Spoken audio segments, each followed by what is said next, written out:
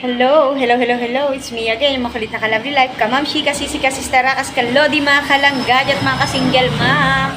Ito naman po yung makulit yung ka-lovely life. Ayan. Magluluto po tayo ng aming ulam for dinner. Ayan. Dahil ako lang naman ang kakain, guys. Gusto ko itlog na may kamatis, sibuyas. Yung gigisa lang ba, guys? Ayan. Siyempre, kamatis, sibuyas, bawang, yan, gisa-gisa lang, para simpleng ulam lang. Healthy pa, di ba?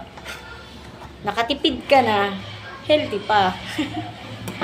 At siyempre, ang aking mapupulang kamatis. Ayan, guys.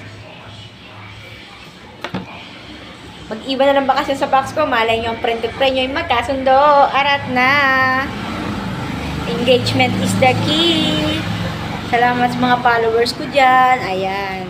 Followers, 10 followers, friends. Alam mo na, di ba? Mag-iwan ng bakas dyan. Para mabalikan.